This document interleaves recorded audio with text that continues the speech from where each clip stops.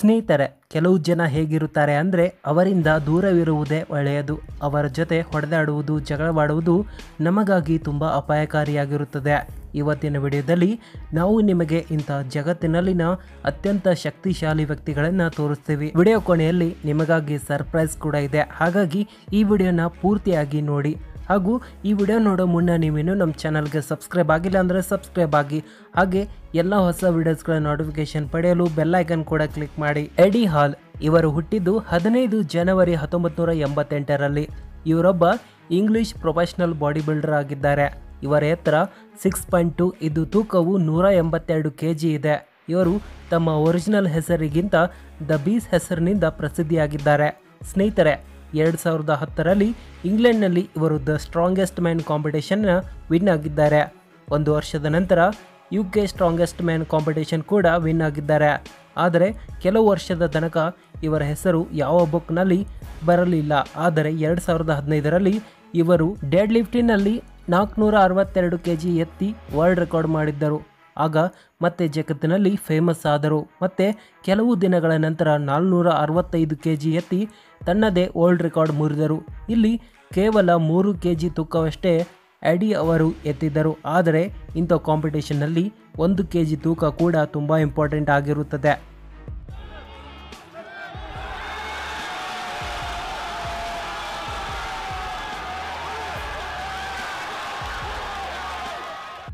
ಆದರೆ ಅದ್ಭುತ ಏನೆಂದರೆ 2016ರಲ್ಲಿ ಮತ್ತೆ ಎಡಿ ಅವರು 500 kg ವೆಯ್ಟ್ ಎತ್ತಿ ತಮ್ಮ ಓಲ್ಡ್ ರೆಕಾರ್ಡ್ ಮುರಿದರು. ಆದರೆ ಈ ಬಾರಿ ಇವರ ಜೀವವೂ ಹೋಗುತ್ತಿತ್ತು. ದ ಡಿಮಿಟ್ರೋ ಕಲ್ಲಾಡ್ಜಿ.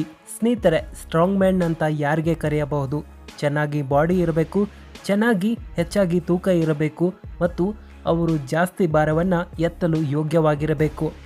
ಇವರು ಡಿಮಿಟ್ರೋ ಕಲ್ಲಾಡಿ. ಇವರು ಎಷ್ಟು ಶಕ್ತಿಶಾಲಿಯಾಗಿದ್ದಾರೆ ಅಂದರೆ ಈ ದೃಶ್ಯವನ್ನು ನೋಡಿದರೆ ನಿಮಗೆ ತಿಳಿಯುತ್ತದೆ. ಇವರು ಕುದುರೆಯನ್ನು ಆರಾಮವಾಗಿ ಎತ್ತಿಕೊಳ್ಳುತ್ತಾರೆ. ಜೊತೆಗೆ ಡಿಮಿಟ್ರೋ ಅವರ ಹೆಸರಲ್ಲಿ 60ಕ್ಕಿಂತ ಹೆಚ್ಚು ರೆಕಾರ್ಡ್ಗಳು ಗಿನ್ನಿಸ್ ವರ್ಲ್ಡ್ ರೆಕಾರ್ಡ್ ಬುಕ್ನಲ್ಲಿ ಇವೆ.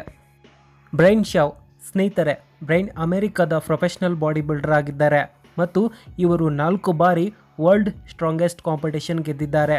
ಸ್ನೇಹಿತರೆ, ಇವರಿಗೆ ಬಾಡಿ ಬಿಲ್ಡರ್ ಆಗುವ ಆಸೆ ಯಾವಾಗ ಶುರುವಾಯಿತು ಅಂದರೆ ಅದು ಇವರು ಡೆನ್ವರ್ ಸ್ಟ್ರಾಂಗೆಸ್ಟ್ ಮ್ಯಾನ್ ಕಾಂಪಿಟೇಷನ್ ಯಾವುದೇ ಪ್ರೊಫೆಷನಲ್ ಟ್ರೈನಿಂಗ್ ಇಲ್ಲದೆ ವಿನ್ ಆಗಿದ್ದರು. ಆದರೆ ಡೆನ್ವರ್ ಕಾಂಪಿಟೇಷನ್ ಗೆದ್ದ ಕೆಲವು ದಿನಗಳ ನಂತರ ಇವರು ಪ್ರೊಫೆಷನಲ್ ಟ್ರೈನಿಂಗ್ ಪಡೆಯಲು ಶುರು ಮಾಡಿದ್ದರು. ಇವರ ಹೆಸರು ಹೇಗೆ ಫೇಮಸ್ ಆಯಿತು ಅಂದರೆ ಇವರು ಮೊದಲ ಬಾರಿಗೆ ಕೆನಡಾದಲ್ಲಿ ನಡೆದ ಒಂದು ಕಾಂಪಿಟೇಷನ್ನಲ್ಲಿ ಇವರು 190 kgಯ 6 ಕಲ್ಲುಗಳನ್ನು ಎತ್ತಿದ್ದರು. ಜೊತೆಗೆ ಇವರು ಬೇರೆ ಬಾಡಿ ಬಿಲ್ಡರ್ಸ್ಗೆ ಟ್ರೈನಿಂಗ್ ಕೂಡ ನೀಡುತ್ತಾರೆ. ಜಿಡ್ರಾನಿಸ್ ಸಾವಿಕಸ್. ಇವರು ಯಾವ ರೀತಿ ಮನುಷ್ಯರಾಗಿದ್ದಾರೆ ಅಂದರೆ ಇವರನ್ನು ನೀವು ವರ್ಲ್ಡ್ ಸ್ಟ್ರಾಂಗೆಸ್ಟ್ ಮ್ಯಾನ್ ಅಂತ ಕರೆಯಬಹುದು. ಯಾಕೆಂದರೆ ತುಂಬ ಕಡಿಮೆ ಸಂಖ್ಯೆಯಲ್ಲಿ ಇಂಥ ಜನರು ಇರುತ್ತಾರೆ. ಇವರು Arnold classic strong man competition 1ಕ್ಕಿಂತ ಹೆಚ್ಚು ಬಾರಿ ವಿನ್ ಆಗಿದ್ದಾರೆ. ಆದರೆ ಜಿನ್ನಾಕ್ಸ್ ಇದರಲ್ಲಿ 6 ಬಾರಿ ಕಂಟಿನ್ಯೂ ಆಗಿ ವಿನ್ ಆಗಿದ್ದಾರೆ. ಅಷ್ಟೇ ಅಲ್ಲದೆ ಇವರು ವರ್ಲ್ಡ್ ಸ್ಟ್ರಾಂಗೆಸ್ಟ್ ಮ್ಯಾನ್ ಕಾಂಪಿಟೇಷನ್ ಕೂಡ ಹಲವು ಬಾರಿ ಗೆದ್ದಿದ್ದಾರೆ. ಇಷ್ಟೆಲ್ಲ ರೆಕಾರ್ಡ್ ಮಾಡಿದ ನಂತರ ಇವರು ಹಲವಾರು ಪೆಟ್ಟುಗಳಿಂದ ಬಳಲಿದ್ದಾರೆ. ಮಾರಿಯಸ್ ಜುನಾಕ್ಸಿ. ಹೇಳಲಾಗುತ್ತೆ, ಒಂದು ಬಾರಿ ನೀವು ಪವರ್ ಲಿಫ್ಟಿಂಗ್ ಬಿಟ್ಟರೆ ಅದನ್ನು ಕಮ್ ಬ್ಯಾಕ್ ಮಾಡುವುದು ಅಸಾಧ್ಯದ ಮಾತಾಗಿರುತ್ತದೆ. ಆದರೆ ಮಾರಿಸ್ ಅವರು ಈ ಮಾತನ್ನು ಸುಳ್ಳು ಮಾಡಿದ್ದಾರೆ. ಹೌದು ಸ್ನೇಹಿತರೆ, ಮಾರಿಸ್ 5 ಬಾರಿ world record strongest man competition ಕೂಡ ಗೆದ್ದಿದ್ದಾರೆ. 6 ಬಾರಿ ಯುರೋಪ್ ಸ್ಟ್ರಾಂಗೆಸ್ಟ್ ಮ್ಯಾನ್ ಕಾಂಪಿಟೇಷನ್ ಕೂಡ ಗೆದ್ದಿದ್ದಾರೆ. 4 ಬಾರಿ ಪಾಲಿಶ್ ವೆಯ್ಟ್ ಗೆದ್ದಿದ್ದಾರೆ. ಈಗ ಮಾರಿಸ್ಗೆ 40 ವಯಸ್ಸು, ಆದರೂ ಈಗ ಇವರು ಫೈಟಿಂಗ್ ಮಾಡುತ್ತಾರೆ. ವಿಟಾಟಸ್ ಲಾಲಾಸ್. ಸ್ನೇಹಿತರೆ, ಜೀವನದಲ್ಲಿ ಮುಂದೆ ಬರಲು ಯಾರನ್ನಾದರೂ ನೋಡಿ ಇನ್ಸ್ಪೈರ್ ಆಗುವುದು ತುಂಬ ಇಂಪಾರ್ಟೆಂಟ್ ಇರುತ್ತದೆ. ಅದೇ ರೀತಿ ವಿಟಾಲಾಲಸ್ ಅವರು ಇನ್ಸ್ಪೈರ್ ಆಗಿದ್ದು ಜೆಬ್ರಾನ್ ಸೇವಿ ಅವರಿಂದ. ಇವರು 2005ರಲ್ಲಿ ಜೂನಿಯರ್ ಲೊಲೆಟಿನಾ ಚಾಂಪಿಯನ್ಶಿಪ್ ಗೆದ್ದಿದ್ದರು. ಇವರು ಸ್ಟ್ರಾಂಗ್ ಮ್ಯಾನ್ ಕಾಂಪಿಟೇಷನ್ ಬುಕ್ಕನ್ನು 2005ರಲ್ಲಿ ಗೆದ್ದಿದ್ದರು. ವಾಸಿಲ್ ವಿರಾಸ್ಟುಗ್.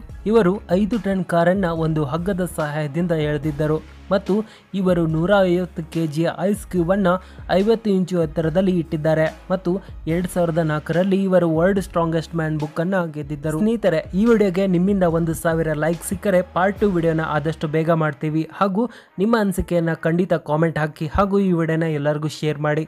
ಮತ್ತೊಂದು ಇಂಟ್ರೆಸ್ಟಿಂಗ್ ವಿಡಿಯೋ ಜೊತೆಗೆ ನಿಮ್ಮನ್ನು ಭೇಟಿ ಆಗ್ತೀನಿ. ಅಲ್ಲಿ ತನಕ ನೋಡ್ತಾ ಇರಿ ಕನ್ನಡ ನೆಟ್ವರ್ಕ್ ಯೂಟ್ಯೂಬ್ ಚಾನಲ್ನ. ಧನ್ಯವಾದಗಳು.